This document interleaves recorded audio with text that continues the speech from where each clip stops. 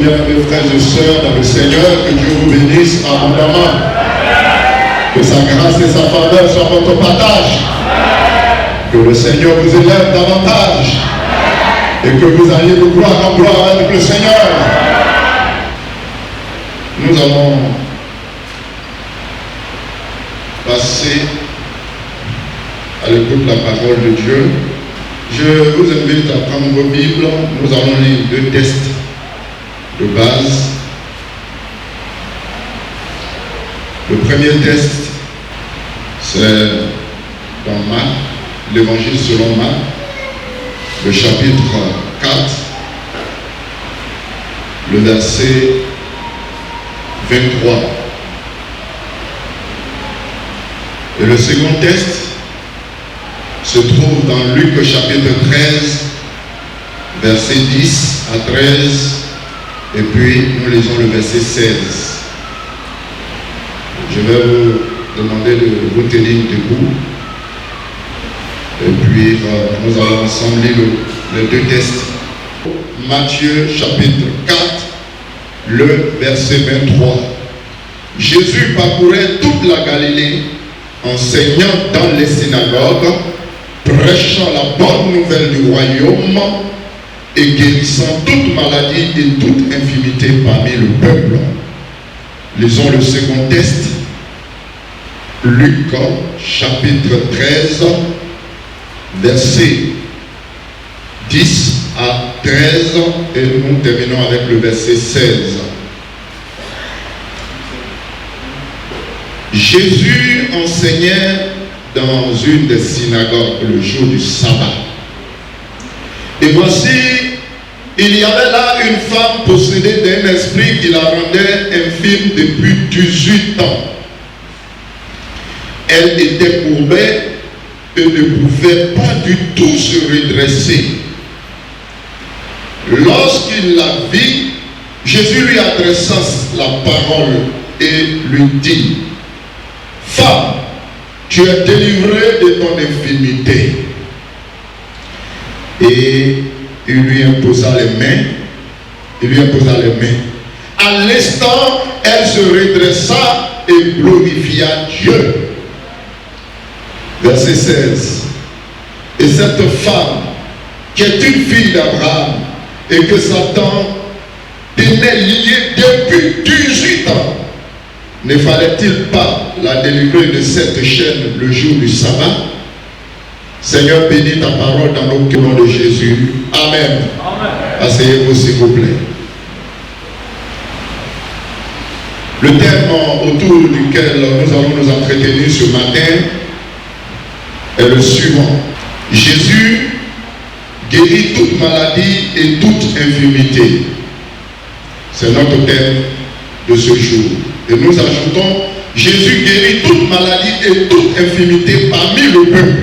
Cela est tiré de Marc 4, le verset 23. Chaque auteur de la Bible a une approche particulière de la personne de Jésus. Mais nous allons nous focaliser sur les 4 auteurs des 4 évangiles. Matthieu, en écrivant son évangile, ou l'évangile de Jésus selon Matthieu, il présente Jésus comme le roi des Juifs. Marc, quant à lui, puisque son adresse ou son message était adressé aux Romains, il présente Jésus comme le serviteur infatigable, qui est au four au moulin, qui est à l'œuvre, qui agit, qui guérit, qui sauve, qui délivre. Luc, quant à lui, il présente Jésus comme le Fils de l'homme. Et c'est le titre que Jésus lui-même aimait s'attribuer ou s'appeler, parce que Jésus, il s'est identifié aux hommes. Selon Philippiens 2, il est dit que Jésus, il s'est dépouillé de toutes ses prérogatives. Philippiens 2, 5 à 10. Il s'est dépouillé de toutes ses prérogatives et il s'est rendu semblable aux hommes.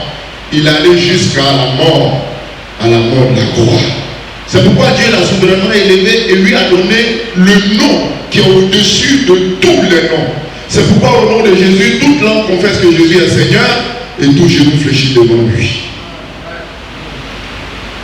Alors, en présentant Jésus comme le Fils de l'homme, il met en exergue l'amour que le Seigneur a pour les hommes. Il est compatissant, il est amour, il vient pour sauver, pour soutenir, pour aider, pour compatir à la douleur et à la souffrance des hommes.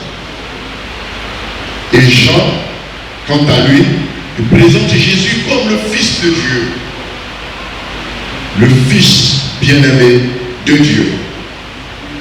Alors, lorsque nous faisons un résumé, nous comprenons qu'en tant que roi, Jésus, c'est comme ça Matthieu le présente, Jésus a sa manière de gérer ses sujets, a sa manière de gérer son royaume. Il ne gère pas son royaume comme les gens de ce monde, mais lui, il a une particularité.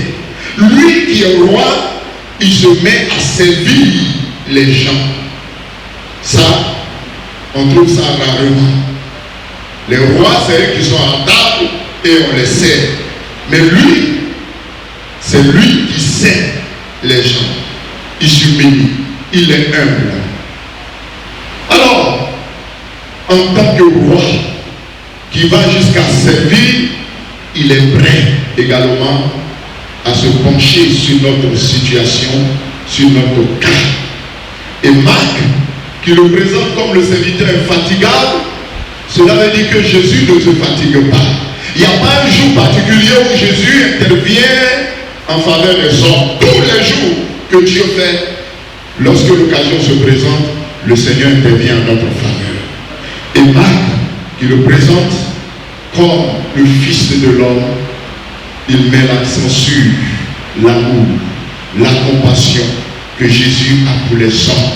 Jésus a un amour particulier pour les faibles, pour ceux qui sont opprimés, ceux qui sont abandonnés, ceux qui sont rejetés, ceux qui sont souffrants, ceux qui sont malades. Jésus a un regard particulier sur ces personnes-là.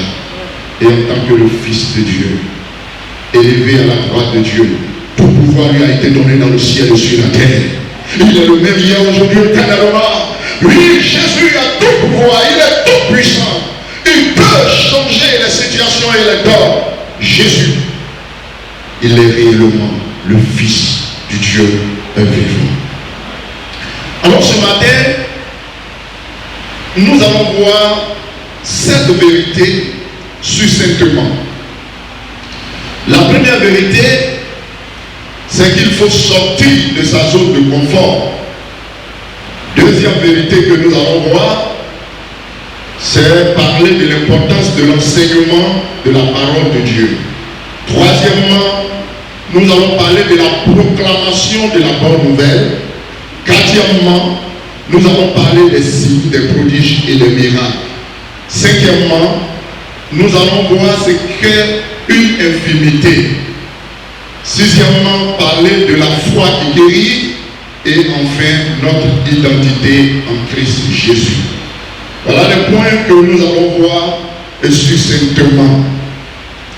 Alors le premier texte que nous avons lu nous dit que Jésus parcourait toute la Galilée. Il enseignait et il proclamait la bonne nouvelle du royaume et il guérissait toute maladie et toute infirmité.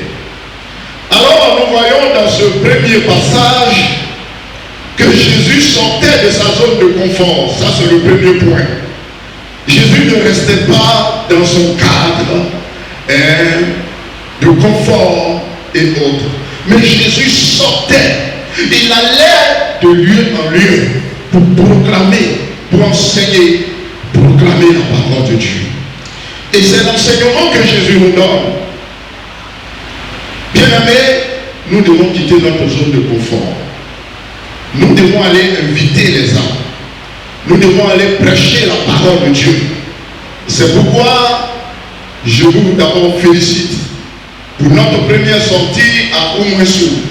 Oumouessou qui regroupe 5 villages. L'année dernière, nous avons pu cibler 3 villages que nous avons évangélisés. Et il nous reste encore 2 autres villages.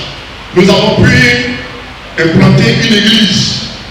Et dans même ici, nous sommes sortis d'une manière ou d'une autre pour aller implanter une église. Et cette année, il y a 2 autres villages voisins que nous allons donc toucher. Nous allons visiter. Peut-être, compte tenu de ton travail, tu ne pourras pas aller. Mais je vais t'exhorter à donner de ton argent pour qu'une âme soit sauvée. Donner ton argent pour que la parole de Dieu soit prêchée. Oui, dans notre pays et même en dehors de notre pays. Donc, il est important que nous sortions de notre zone de confort. Je vous exhorte, bien aimés frères et sœurs. C'est vrai qu'on est dans un beau cadre, mais par moment, il faut sortir pour aller évangéliser. Il faut inviter les nouvelles âmes. C'est la mission que le Seigneur nous a confiée. C'est le grand mandat. Il dit dans Matthieu 28,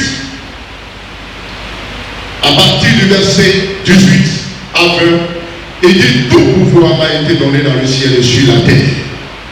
Allez partout le monde et faites de toutes les nations les disciples. Les baptisants au nom du Père, du Fils et du Saint-Esprit.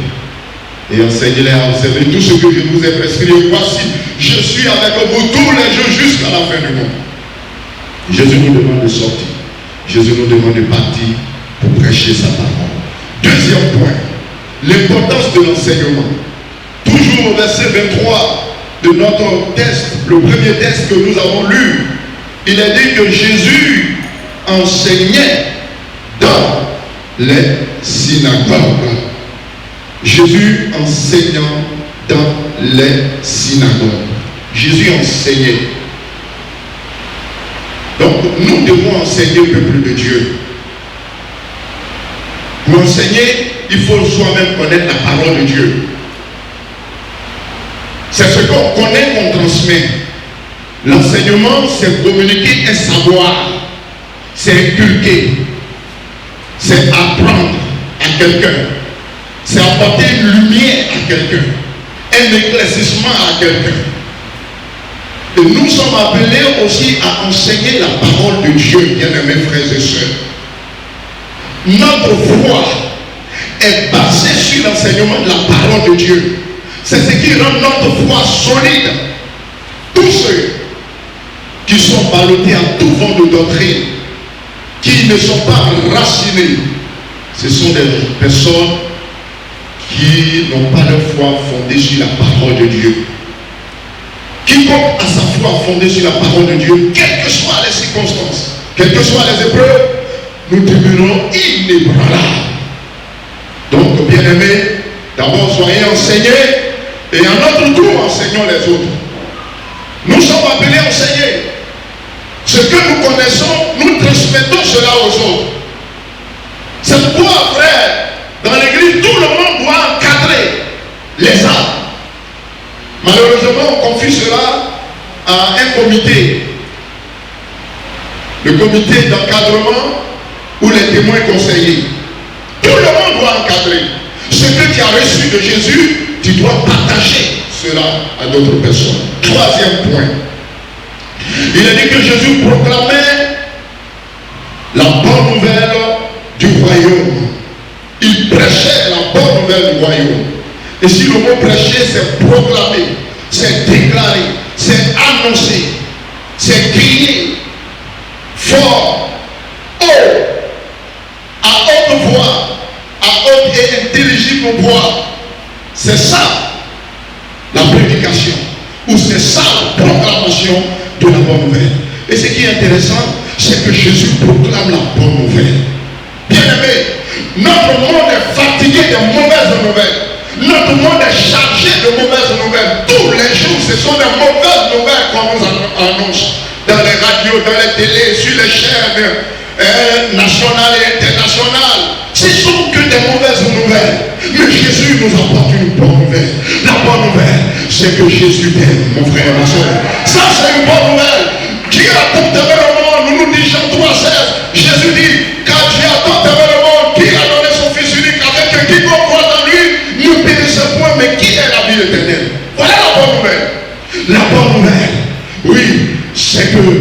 Jésus est mort pour toi. C'est une bonne nouvelle pour nous. Oui, Jésus est mort parce qu'il a fallu qu'il passe par là. Parce qu'en mourant à la croix, il a pris sur lui tous nos péchés. Le péché de toute l'humanité.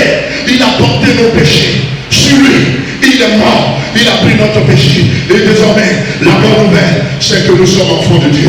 C'est que tous ceux qui ont reçu Jésus sont enfants de Dieu. Selon Jean, chapitre 1, verset 12. À tous ceux qui ont cru, à tous ceux qui confessent son nom, Dieu leur a donné le pouvoir de devenir enfants de Dieu. Alléluia. Voilà une bonne nouvelle. Autrefois, nous étions enfants du diable. Parce que nous le servions. Nous avions abandonné le vrai Dieu pour servir les idoles. Mais désormais, nous avons connu Jésus. Que Jésus nous montre la voie du salut et le vrai Dieu. Car il dit ceci dans Jean 1, le verset 18, que le Fils qui est auprès du Père est celui qui est descendu pour nous faire connaître le véritable, pour nous faire connaître le vrai Dieu. C'est pourquoi, bien aimés, nous devons annoncer la bonne nouvelle. La bonne nouvelle, c'est que Jésus a tout pouvoir dans le ciel et sur la terre. La bonne nouvelle, c'est que nos vies sont entre les mains de Dieu. Notre vie est sécurisée. La bonne nouvelle, c'est que désormais, nos noms sont écrits dans le livre de vie. Alléluia! Oui, nos noms sont écrits dans le livre de vie. La bonne nouvelle, c'est qu'un jour Jésus vient nous chercher. Jésus vient chercher son église. La bonne nouvelle, c'est que désormais nous avons la vie éternelle. La bonne nouvelle, oui, bien aimé, la bonne nouvelle du salut, la bonne nouvelle de Jésus, oui, c'est que le Seigneur n'a pas été retenu dans la terre. La bonne nouvelle, c'est que certes Jésus est mort, mais 3 jours après, il est ressuscité d'entre les morts. Il est monté au ciel, il est assis à la droite de Dieu. Alléluia, dans toute la gloire et la puissance de Dieu. Voici la bonne nouvelle que nous devons annoncer aux hommes. La bonne nouvelle, Jésus guérit toute maladie et toute infirmité. C'est pourquoi ce matin nous disons notre thème, Jésus guérit toute maladie et toute infirmité parmi le peuple. Et désormais, nous faisons partie du peuple de Dieu. Alléluia! Nous faisons partie de la famille de Dieu parce que nous sommes enfants de Dieu. C'est pourquoi proclamons la parole de Dieu. Il faut proclamer, il faut annoncer. N'ayons pas honte d'annoncer la parole de Dieu. Quatrièmement, les signes, les prodiges et les miracles. Nous voyons toujours au verset 23. Il est dit Jésus guérissait toute maladie et toute infirmité parmi le peuple. Toute maladie et toute infirmité parmi le peuple. Le ministère de Jésus renfermait ce volet très important. C'est vrai que Jésus enseignait.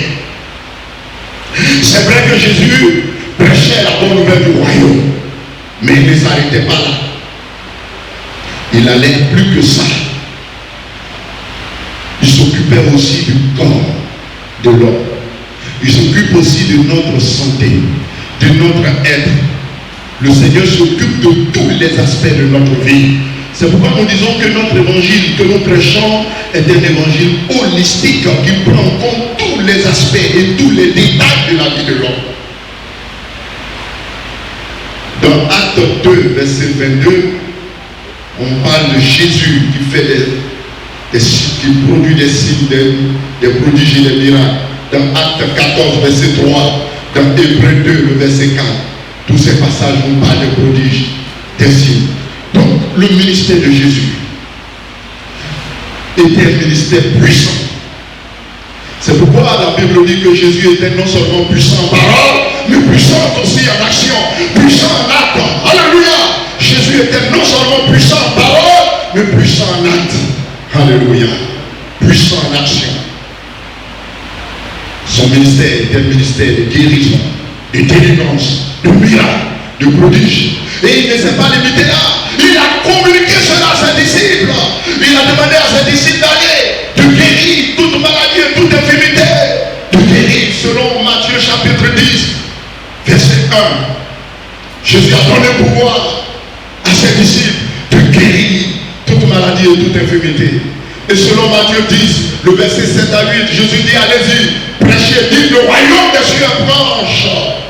Le royaume des cieux est proche. Oui, guérissez les malades, purifiez les lépreux, ressuscitez même les morts. Vous avez reçu gratuitement, donnez gratuitement.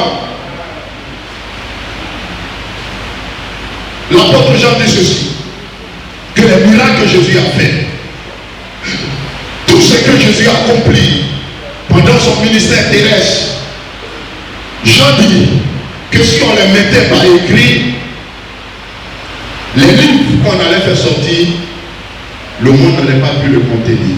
C'est-à-dire Jésus a fait beaucoup de choses, beaucoup de miracles, beaucoup de guérisons. Voyons quelques-uns de ces miracles, de ces guérisons. Notre deuxième texte que nous avons lu, il est question d'une femme qui était atteinte d'une perte de sang depuis 18 ans. Et en plus de cela, non seulement elle souffrait, mais elle était sous la domination des démons. C'est Satan qui la tenait liée, captive. C'est Satan qui l'a pris en otage. C'est-à-dire que sa maladie, ce sont les démons qui étaient à la base. C'est Satan qui est à la base. Pour dire, bien-aimés, frères et sœurs, c'est vrai, il y a des maladies qui sont naturelles. Mais il y a aussi des maladies mystiques. Il y a des maladies spirituelles. Il y a des maladies démoniaques, sataniques. Il y a des maladies, des personnes à qui ils ont lancé des sorts. Et plusieurs personnes souffrent dans la société. Plusieurs personnes souffrent parce qu'on leur a lancé des sorts à cause du fait que ces personnes prospéraient. D'autres, animés de mauvais esprits, animés du mal, ils ont cherché à leur faire du mal, à leur ôter la vie. Alors Jésus a vu cette femme. Et Jésus, lorsqu'il est entré dans le temple, il lui a dit ceci: femme, tu es guérie de ton infirmité. Cette femme qui était courbée, qui ne pouvait pas se redresser, qui était sous la domination des démons depuis 18 ans. Mais Jésus a dit à cette femme: femme, tu es guérie de ton infirmité. Au même instant, il lui a posé les mains et la femme a été libérée. Elle s'est mise à louer le Seigneur pendant que les gens, oui, s'opposaient à sa guérison, s'opposaient, oui, à ce que Jésus venait de faire. Jésus leur dit: mais vous là, comment cette femme qui est une fille d'Abraham, que Satan tenait liée depuis 18 ans, ne fallait-il pas la délivrer? Je veux te dire ce matin, quelle que soit la durée de ta maladie, quelle que soit, je dis bien, la durée de ta maladie, sache une chose: Jésus veut que tu sois libéré. Dans Marc chapitre 5, verset à 34, Jésus a guéri une femme qui perdait, qui avait été atteinte d'une perte de sang depuis 12 ans. Depuis 12 ans. Une hémorragie. Je dirais même peut-être un cancer de col d'utérus. Elle souffrait.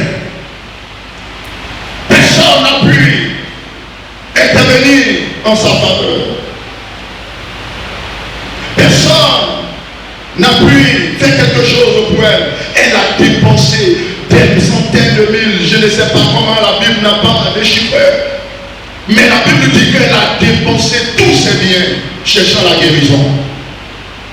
Mais le jour qu'elle s'est dit à elle, même si je sais que si je touche le corps du vêtement de Jésus, je serai guéri. Lorsqu'elle a touché Jésus, elle a été guérie sur le champ. Elle a été libérée sur le champ. Elle a été affranchie sur le champ. Pendant que Jésus a demandé qui m'a touché, les disciples disaient: mais maître, il y a la foule qui te presse. Et toi tu demandes qui m'a touché. Jésus dit: une force est sortie de moi. Une puissance est sortie de moi. La puissance de Dieu est sortie de moi. Et ce matin, la puissance de Dieu va sortir et toucher quelqu'un. La puissance de Dieu va visiter quelqu'un. L'Esprit de Dieu va visiter quelqu'un ce matin. La gloire de Dieu va toucher quelqu'un ce matin. Dieu va te visiter ce matin. Dieu va te toucher ce matin. Il y en a beaucoup de guérisons. J'en passe. Si je n'ai cité que ces deux ou ces trois. Il y en a plusieurs. Il y en a légion de guérisons, de miracles. Alors, voyons le cinquième point. Dans notre Il a dit que Jésus guérissait toute maladie et toute infirmité parmi le peuple. Toute infirmité. Et dans Luc, que nous avons lu, le deuxième texte, il a dit ceci. Il a dit, et voici au verset 11, Luc chapitre 13, verset 11. Et voici, il y avait là une femme possédée d'un esprit qui la rendait infime depuis 18 ans. Elle était courbée, elle ne pouvait pas du tout se redresser. Elle était infime. Une infimité, c'est un manque de force. Un manque de force. C'est une faiblesse du corps. C'est une fragilité, une faiblesse de constitution, une faiblesse de santé ou de maladie même de l'esprit. C'est une impotence. C'est une invalidité. C'est un handicap. C'est un manque de capacité nécessaire pour faire quoi que ce soit. Nous sommes en train de parler de infimité. C'est un manque de force et de capacité nécessaire pour comprendre une chose, pour faire de grandes et de glorieuses choses, pour contenir les désirs malsains, pour supporter les épreuves et les difficultés. Donc quand on parle d'infimité, c'est ce qui vole notre force. C'est ce qui vient arracher notre force. C'est lorsque nous sommes forts, vigoureux, que nous pouvons faire beaucoup de choses. Mais la maladie peut nous affecter et nous affaiblir et devenir une infimité et un handicap dans notre vie. Et l'infimité peut être physique, mais ça peut être aussi moral, ça peut être spirituel. Même je peux étendre dans le domaine même financier. Il y a des gens qui sont infimes sur le plan financier, ils sont boiteux. Ils n'arrivent pas à joindre les deux bouts. Il y a un problème, il y a un handicap qui est là. Il faut que cette situation soit réglée. Quelle est la faiblesse que tu vis présentement? Qu'est-ce qui t'empêche de t'épanouir? Qu'est-ce qui t'empêche d'être heureux? Qu'est-ce qui t'empêche de servir le Seigneur? Une infimité peut être aussi un péché. Le péché peut rendre quelqu'un esclave. Ceux qui fument la cigarette, arrivé un moment, ça devient un lien, une addiction. On ne peut plus s'en défaire. On devient esclave. Ceux qui prennent la drogue, ça devient un handicap. Ils ne peuvent plus s'en défaire. Ceux-mêmes qui prennent l'alcool, plusieurs se détruisent à petit feu.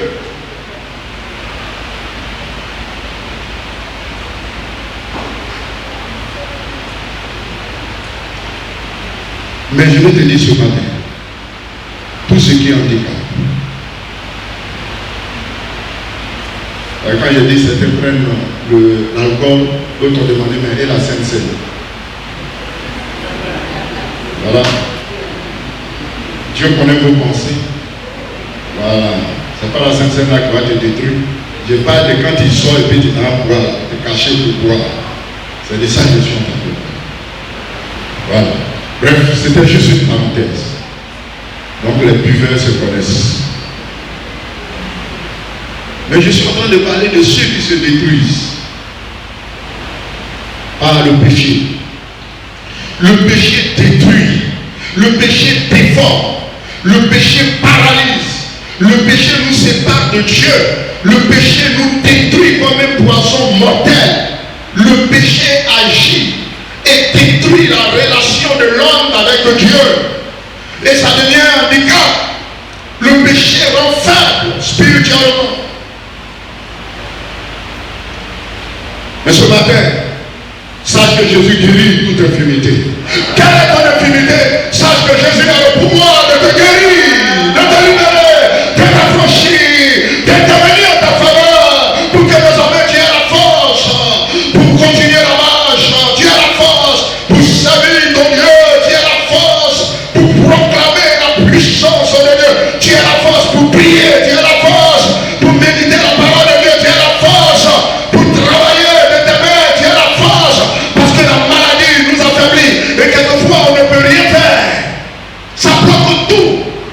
dans nos vies.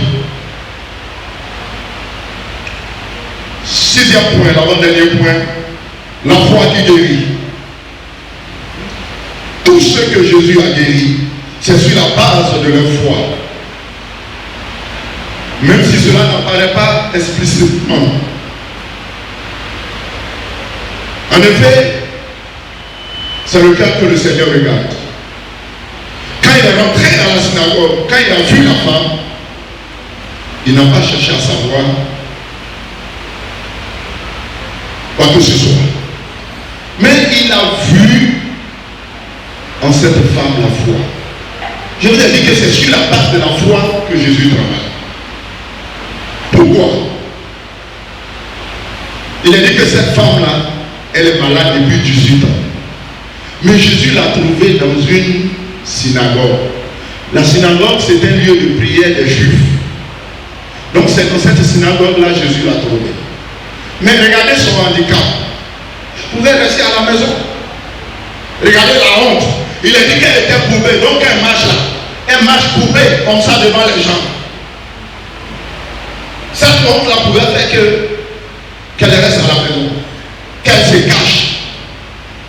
Mais elle est venue dans la maison de prière. Jésus l'a trouvée là. C'est pourquoi je voudrais dire à quelqu'un ce matin, quelle que soit l'épreuve que tu vis, quelle que soit l'épreuve que tu traverses, quelle que soit la situation que tu vis, ne t'éloigne pas de Dieu. N'abandonne pas Dieu. Mais sois constamment dans la présence de Dieu. Comme les Ivoiriens le disent, tu ne connais pas le jour de ton jour. C'est bien sûr, un jour, le Seigneur va se souvenir de toi. Et je crois qu'aujourd'hui, j'ai dit aujourd'hui, le fait que tu sois dans la maison de Dieu, le fait que tu sois là, malgré la situation que tu traverses, malgré la maladie que tu as peut-être depuis longtemps, mais le fait que tu sois là dans la maison de Dieu aujourd'hui, le Seigneur va te rencontrer personnellement. Le Seigneur va te visiter aujourd'hui. Le Seigneur va faire un miracle dans ta vie aujourd'hui. Le Seigneur va changer ta situation aujourd'hui. Le Seigneur va intervenir dans ta vie aujourd'hui. La foi. Cette foi, bien-aimée, elle est basée sur la parole de Dieu. Dans Marc 6, versets 5 à 6, il a dit ceci, que Jésus ne put faire là aucun miracle si ce n'est d'imposer les mains à quelques malades et les guérir. Et il s'étonnait de leur incrédulité. Jésus parcourait les villages d'alentour en enseignant. Il ne put faire là aucun miracle si ce n'est d'imposer les mains à quelques malades et les guérir. C'est-à-dire Jésus veut faire de grandes choses. Mais souvent il est étonné de notre incrédulité. Il est étonné de la dureté de notre cœur. Plusieurs ne croient pas. Plusieurs ne croient pas ce que Dieu a dit. Plusieurs ne croient pas aux promesses de Dieu. Plusieurs ne croient pas à la parole de Dieu. Notre foi doit être basée sur la parole de Dieu. Qu'est-ce que la Bible dit? Qu'est-ce que la Bible nous enseigne? Voilà, ce matin, Dieu dit que Jésus guérit toute maladie et toute infirmité parmi le peuple. Voilà, c'est la parole de Dieu. C'est pas moi qui suis allé imaginer cela, mais c'est la parole de Dieu. Si Dieu dit que Jésus guérit toute maladie et toute infirmité, mais toi, ton problème est où? Dieu dit que Jésus guérit, sa parole dit que Jésus guérit toute maladie et toute infirmité parmi le peuple. C'est une occasion à ne pas laisser tomber. C'est une occasion à saisir, c'est une opportunité à saisir. C'est une opportunité à saisir. Bâtis ta foi sur la parole de Dieu. Ce que Dieu dit. Jésus dit, venez à moi, vous tous qui êtes fatigués, chargés, je vous donnerai du repos. Viens à Jésus. Donne ta vie à Jésus. Accepte Jésus comme ton Seigneur et ton Sauveur. Mets ta foi sur la parole de Dieu. Dans Matthieu 15, 28, cette femme cananéenne qui est venue voir Jésus pour que Jésus guérisse sa fille. Jésus lui a dit, femme, ta foi est grande, qu'il te soit fait comme tu veux. Et à l'heure même, sa fille fut guérie. Ta foi est grande.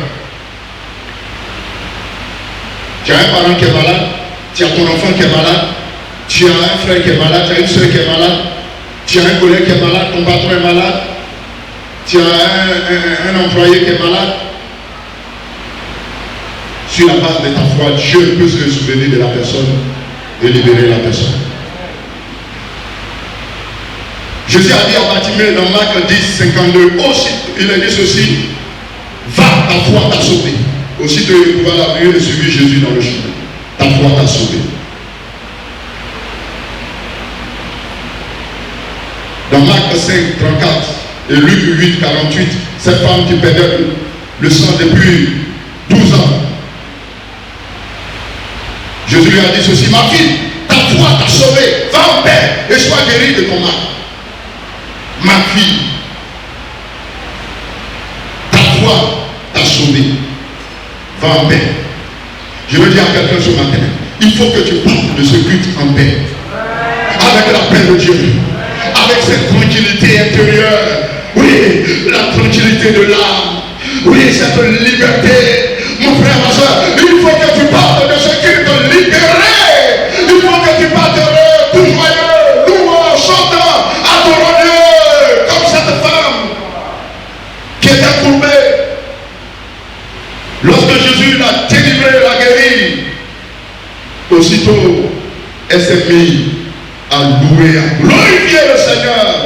Au verset 13, il lui posa la main. À l'instant, elle se redressa et glorifia Dieu. Je veux que tu donnes gloire à Dieu aujourd'hui. Je veux que tu bénisses le Seigneur. Je veux que tu donnes gloire à Dieu. Je veux que tu témoignes des bienfaits de Dieu. Tu témoignes de la bonté, de la fidélité, de l'amour de Dieu.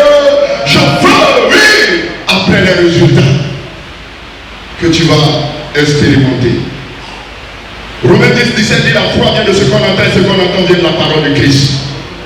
La foi vient de ce que tu entends. Et ce matin, si tu reçois ce message comme venant de Dieu, si tu reçois ce message comme un message de la parole de Dieu, tu verras une grande foi. Et ta foi va entrer en action. Ta foi sera une foi agissante, une foi opérationnelle, une foi audacieuse, une foi vivante, une foi qui intervient et qui décante les situations. Alléluia. Une foi qui déplace les montagnes. La Bible dit que Dieu a envoyé sa parole pour guérir. Dans Psaume 107, le verset 20, et Matthieu 8, le verset 7, il a dit que Jésus guérissait les malades par sa parole, par sa parole, par sa parole, par sa parole. Et ce matin, la parole de Dieu que tu entends, oui, que cette parole opère un miracle dans ta vie. Ésaïe nous dit quoi? Ésaïe 53, verset 4 à 5. Il a dit, Jésus a porté nos souffrances, il s'est chargé de nos douleurs, et c'est par ses maîtres dessus que nous sommes guéris. Pierre, pour enchérir, il dit ceci, il dit lui, c'est-à-dire par les maîtres dessus duquel vous avez été guéris. Lui, Jésus, par les maîtres dessus duquel vous avez été guéris. Pierre déclare que nous sommes déjà guéris. On dirait que quelqu'un ne me saisit pas bien. La foi dans la parole de Dieu déclare que tu es déjà guéri par les maîtres dessus de Jésus. C'est-à-dire que Jésus a déjà fait le travail. Maintenant, rentre, oui, dans la réalité, oui, dans le concret, oui, dans ce qui est réel. Saisis ta guérison. Il dit qu'il s'est chargé de tes souffrances. Il a porté tes douleurs, oui, dans son corps, dans sa chair. C'est-à-dire que la maladie dont tu souffres, Jésus a déjà pris ça sur lui. Et c'est par ses maîtres dessus que tu es déjà guéri. C'est pourquoi je proclame sur la vie de quelqu'un ce matin que par l'œuvre de Jésus à la croix, tu es déjà libéré. Tu es déjà guéri. Par l'œuvre de Christ à la croix, tu es déjà libéré. Saisis ta guérison. Alléluia. Et nous terminons avec le précepte en parlant de notre identité en Jésus. En Jésus. Jésus disait ceci au verset 16 de Luc chapitre 13. il dit, et cette femme qui est une fille d'Abraham, que Satan tenait lié depuis 18 ans, ne fallait-il pas la délivrer de cette chair le jour du sabbat? Et cette femme qui est une fille, qui est fille d'Abraham. Oh, une révélation selon la parole de Dieu. Il est dit dans Galates 7, Galates 3, verset 7. Galates chapitre 3, verset 7. Paul disait ceci en s'adressant aux Galates. Il dit, reconnaissez donc que ce sont ceux qui ont la foi qui sont fils d'Abraham. Ceux qui ont la foi. Oui, nous sommes, bien-aimés, fils d'Abraham. Parce que nous avons la foi en Dieu. Nous avons la foi en celui que Dieu a envoyé pour nous sauver, Jésus de Nazareth. Nous avons foi en la parole de Dieu. Nous sommes fils d'Abraham. Tu es fils d'Abraham. Mais regardez comment une fille d'Abraham peut être esclave depuis longtemps. C'est pas normal. C'est pas possible. Une fille d'Abraham que Satan domine, que Satan tient dans ses chaînes depuis 18 ans. C'est pas normal. C'est pourquoi toi qui es là, je te dis, je t'annonce ce matin, oui, ta foi en Christ, ta foi en Dieu fait de toi, oui, fils d'Abraham. Mais nous qui sommes venus à la fin des temps, nous qui avons connu Jésus, nous sommes fils d'Abraham. Alors étant fils d'Abraham, le Seigneur, lui se penche sur notre situation. Il se penche sur ta situation. C'est pourquoi Galates 3, 13, 14 dit, Christ nous a rachetés de la malédiction de la loi, étant devenu malédiction pour nous, car il est écrit, maudit, et quiconque est pendu au bois, afin que la bénédiction d'Abraham eut pour les païens son accomplissement en Jésus, et que nous ressuscions par la foi l'esprit qui avait été promis. Bien-aimé, nous ne sommes plus sous la malédiction. J'annonce, c'est une bonne nouvelle pour toi. Tu n'es plus sous la malédiction. Toi qui es en Jésus, toi qui es en Christ, tu n'es plus sous la malédiction. Romains 8, il n'y a plus de condamnation pour ceux qui sont en Jésus. Tu n'es plus condamné, mais tu es déclaré juste par Dieu. Dieu te déclare juste. Alléluia, tu es justifié par l'œuvre de Christ à la croix, par le sang de Jésus. Qui est justifié? Qui est désormais saint aux yeux de Dieu. Autrefois, tu étais, oui, éloigné de Dieu. Et à cause du péché, Dieu ne pouvait pas te sauver. Oui, à cause du péché, je voulais dire que la main de Dieu qui n'était pas courte, tu étais loin de Dieu. Mais toutefois, quand tu viens à lui, toutefois, quand tu reconnais tes péchés et tu viens à Dieu, le Seigneur te pardonne, il te lave, il te sanctifie, il te purifie. Jésus dit, j'ai le pouvoir de pardonner les péchés sur la terre. Wow, les gens disent, mais quel scandale, quel blasphème. Comment toi qui es homme, tu oses dire que tu as le pouvoir de pardonner les péchés? C'est un blasphème. Non, ce n'est pas un blasphème. Jésus a le pouvoir de pardonner les péchés. Jésus a le pouvoir de te faire sortir de ta situation. Oh, c'est merveilleux. Tu n'es plus sous la malédiction. Pour que désormais les bénédictions qui ont été accordées à Abraham soient aussi ton partage. C'est ton héritage. Abraham a été béni, et richement béni à tous les niveaux, sur le plan spirituel, sur le plan physique, sur le plan matériel, sur le plan financier. Abraham a été béni à tous les niveaux. Et toutes ces bénédictions sont aussi pour toi. Tu es aussi béni, mon frère. Tu es aussi béni, ma soeur, parce que tu es fils et fille d'Abraham. Alléluia. Mon frère, toi qui crois en Jésus, tu es fils d'Abraham. Ma soeur, tu es fille d'Abraham. Tu es enfant de Dieu. Oh, c'est merveilleux. Parce que désormais, ton nom est écrit dans le livre de vie. Tu n'es plus n'importe qui. Tu as la vie éternelle. Désormais, tu es héritier de Dieu. Waouh! Waouh! Pourquoi? Parce que tu es enfant de Dieu. En tant qu'enfant de Dieu, tu es héritier de Dieu. Et héritier de Christ. Quel privilège! Quel honneur! Quelle grande bénédiction! Tu es la prunelle de l'œil de Dieu. Oh! C'est-à-dire que tu as un regard particulier sur toi. Dieu te tient à l'œil, dans le bon sens. Généralement, quand on dit je te tiens à l'œil, c'est-à-dire je te suis de près.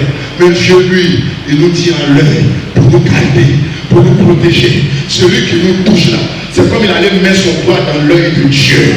Oui, celui qui t'a touché, celui qui en veut à ta vie, c'est comme il allait mettre son doigt dans l'œil de Dieu. Oh, qui peut aller mettre son doigt dans l'œil de Dieu?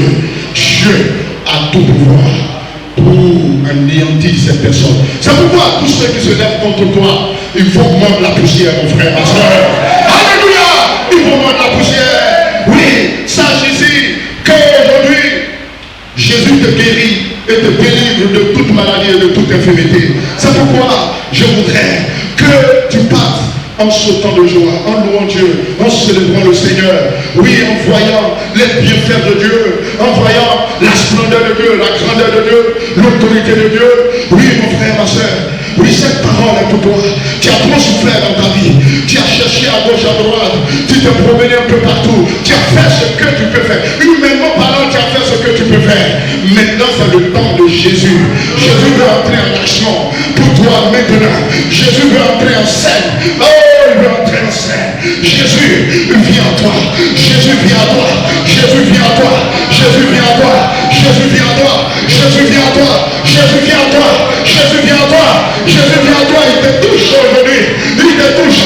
Il a posé la main à cette femme. Il lui a dit, ma fille, tu es guérie. Ma fille, tu es délivrée. Ma fille, tu es sauvée. Ma fille. Et ce matin, le Seigneur te dit, ma fille, tu es sauvée. Mon fils, tu es sauvé. Tu es libéré. Tu es affranchi. Que Dieu te bénisse. Que Dieu te bénisse. Que Dieu te bénisse. Que Dieu te bénisse. Que Dieu te bénisse. Que Dieu te bénisse. Que Dieu te bénisse. Que Dieu te bénisse.